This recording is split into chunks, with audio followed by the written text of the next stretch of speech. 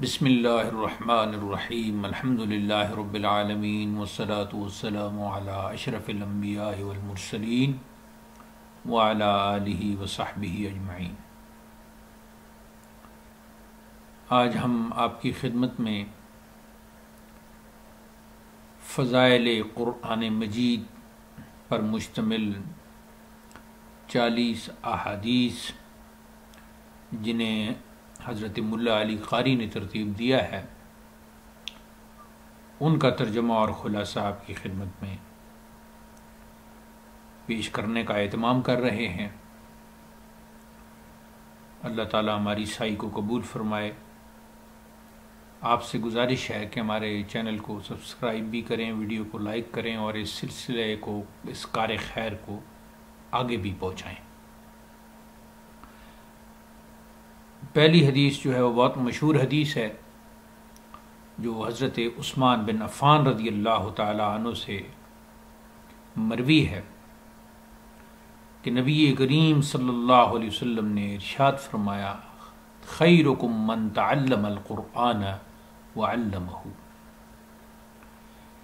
کہ تم میں سے سب سے بہتر وہ ہے جو قرآن سیکھے اور دوسروں کو سکھائے۔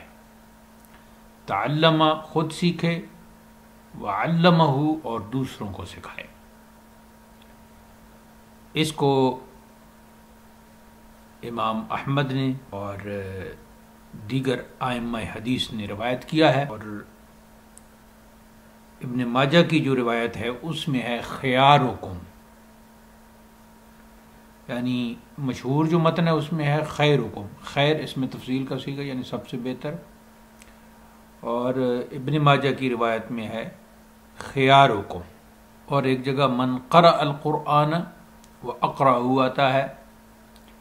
تو یہ جس نے قرآن پڑھا اور پھر آگے اس کو پڑھایا، تو وہاں تعلم اور یہاں قرأ، وہاں علم اور یہاں اقرأ، وہ علم باب تفعیل اور اقرأ جو ہے یہ باب افعال ہو گیا۔ یہ باتیں عربی زبان جاننے والوں کے لیے کر دی ہیں، عام سامعین کے لیے حدیث کا ترجمہ پھر ایک دفعہ عرض کرتے ہیں کہ تم میں سے سب سے بہتر وہ ہے جو قرآن سیکھے اور سکھائے۔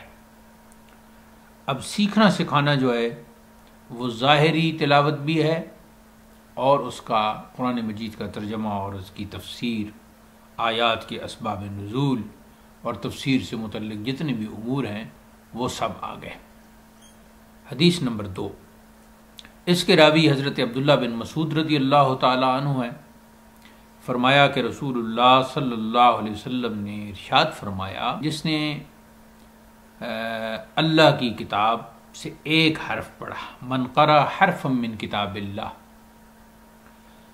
تو اس کو اس ایک حرف کے بدلے میں ایک نیکی ملے گی، ایک ایسی نیکی ملے گی جو 10 گنا اجر رکھتی ہے۔ آگے ارشاد فرمایا، ولا اقول الف لام میم حرف، فرمایا کہ میں یہ نہیں کہتا کہ الف لام میم ایک حرف ہے، بلکہ الف ایک حرف ہے، لام ایک حرف ہے اور میم ایک حرف ہے۔ رواہ الترمذی قال حدیث حسن صحیح، اس حدیث کو امام ترمذی نے روایت کیا ہے اور فرمایا ہے کہ یہ حدیث حسن صحیح ہے۔ حدیث نمبر 3، یہ روایت حضرت عمر بن خطاب رضی اللہ تعالی عنہ سے ہے، اور اس کو امام مسلم نے اور ابن ماجہ نے روایت کیا ہے کہ نبی کریم صلی اللہ علیہ وسلم نے ارشاد فرمایا، بلا شبہ اللہ تعالیٰ اس کتاب یعنی قرآن کے ذریعے اقوام کو سربلندی عطا فرماتا ہے اور کئی دوسری قوموں کو اس کے ذریعے سرنگوں کر دیتا ہے۔ تو یہ قرآن مجید کی شان ہے۔ حدیث نمبر 4، حضرت ابو سعید خدری رضی اللہ تعالی عنہ فرماتے ہیں کہ رسول اللہ صلی اللہ علیہ وسلم نے ارشاد فرمایا کہ رب کریم یعنی رب تبارک و تعالی فرماتا ہے کہ جس شخص کو قرآن مجید کی تلاوت نے میرے ذکر سے اور مسئلہ یعنی دعا سے روکے رکھا، یعنی وہ قرآن کی مشغولیت میں میرے ذکر سے بھی رکا رہا اور مجھ سے کچھ مانگنے سے دعا کرنے سے بھی رکا رہا، تو میں اس کو جو کچھ بھی وہ دعا میں اس نے مانگنا تھا میں اس سے بہتر عطا کروں گا۔ آگے فرمایا کہ وَفَضْلُ كَلَامِ اللَّهِ تَعَالَى عَلَى سَائِرِ الْكَلَامِ كَفَضْلِ اللَّهِ تَعَالَى عَلَى حَلْقِهِ، اور اللہ تعالیٰ کے کلام کی فضیلت باقی سب کلاموں پر ایسے ہے جیسے اللہ تعالیٰ کی فضیلت اس کی خلق یعنی اس کی مخلوق پر ہے۔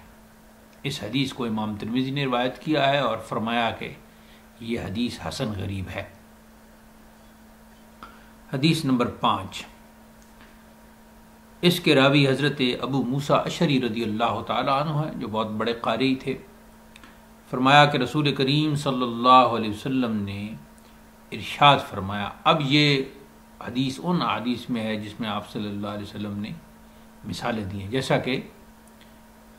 امام نبھانی نے بھی اس طرح کی اربعینات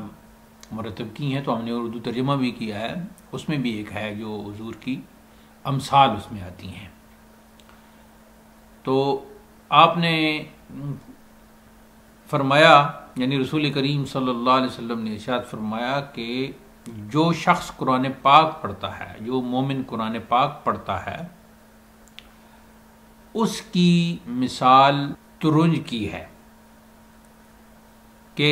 اس کی خوشبو بھی بہت اچھی ہے اور اس کا ذائقہ بھی اچھا ہے، اور جو قرآن پاک نہیں پڑھتا تو اس کی مثال کھجور کی طرح ہے کہ اس کی خوشبو نہیں ہوتی لیکن اس کا ذائقہ میٹھا ہوتا ہے۔ اور قرآن نہ پڑھنے والے کی جو منافق ہوتا ہے، ایک تو قرآن نہ پڑھنے والا مومن ہے نا، تو ایک قرآن نہ پڑھنے والا جو منافق ہے اس کی مثال اندرائن کی ہے، اندرائن کی طرح ہے، حنظلہ کی طرح ہے